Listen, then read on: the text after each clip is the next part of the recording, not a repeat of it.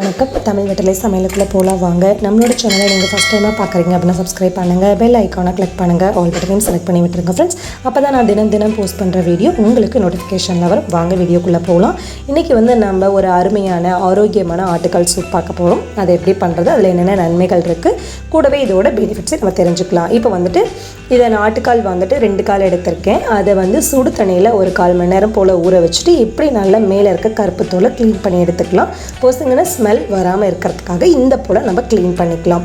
இப்போ பெனிஃபிட்ஸ் பார்த்துடலாம். நம்ம இதில் கொலஜின் அப்படின்னு ஒரு வலுவழுப்பான எண்ணெய் பசை போன்ற புரதச்சத்து இதில் அதிகமாக இருக்கறனால நம்மளோட எலும்புக்கு, தசைகள், தசை நாறுகள், அதே போல் நரம்பு மண்டலம் ஆரோக்கியத்துக்கு இது ரொம்பவே ஹெல்ப் பண்ணுது இந்த கொலஜின் சத்து. அதே போல் இதில் ப்ரெக்னென்ட் லேடிஸ் இதை எடுத்துக்கலாம். ஃபீட் பண்ணுற லேடிஸும் இந்த சூப் எடுத்துக்கலாம் நீங்கள்.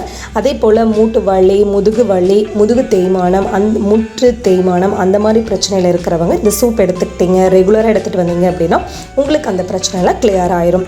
அதே போல் இதில் நிறைய விட்டமின் சத்துக்கள் இருக்குது, இரும்பு சத்து இருக்குது, குடல் ஆரோக்கியத்துக்கு இது ரொம்பவே ஹெல்ப் பண்ணுது. அதே போல் வெயிட் குறைக்கணும்னு நினைக்கிற பர்சன்ஸ் நீங்கள் இந்த சூப் எடுத்துக்கலாம்.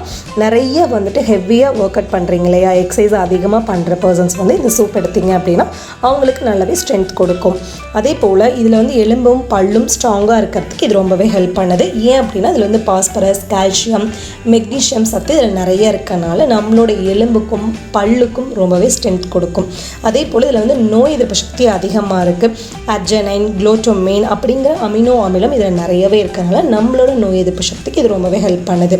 இப்போ ஒரு மிக்ஸி ஜாரில் ஒரு அரை கைப்பிடி அளவு சின்ன வெங்காயம், 1 ஸ்பூன் மிளகு, 1 ஸ்பூன் ஜீரகம், கொஞ்சம் கருவேப்பிலை, மல்லி இலை சேர்த்து இந்த போல் கொரகொரப்பாக அரைச்சி எடுத்துக்கோங்க.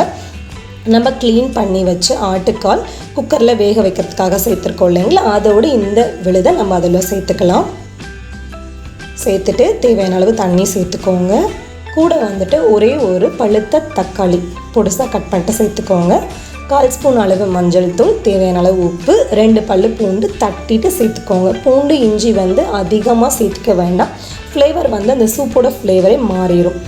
கூட கொஞ்சம் பச்சை கொத்தமல்லி இலை, கருவேப்பிலை இலை சேர்த்துக்கோங்க. சேர்த்துட்டு இப்போ அதை ஒருக்கா நல்லா கலந்து விட்டுடலாம். கலந்துட்டு நான் 12 விசில் வச்சேன். எனக்கு கால் நல்லா வெந்து சூப்பராக ரெடியாக இருந்தது. நீங்கள் எப்படி விசில் வைக்கிறீங்க, எப்படி கால் வாங்கியிருக்கீங்களோ அதுக்கு தகுந்த மாதிரி விசில் வச்சுக்கோங்க. இப்போ பாருங்கள், நம்ம எண்ணெய் எதுவுமே விடலை. அந்த எலும்பு மஜ்ஜையிலேருந்து நிறைய எண்ணெய் வெளில வந்திருக்கு.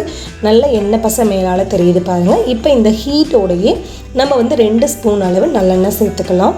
தேவையான அளவு, அதாவது உங்கள் காரத்துக்கு தகுந்த மாதிரி மிளகுத்தூள் சேர்த்துக்கோங்க. சேர்த்துட்டு இப்போ நம்ம சூப்பை பரிமாற ஆரம்பிச்சிடலாம்.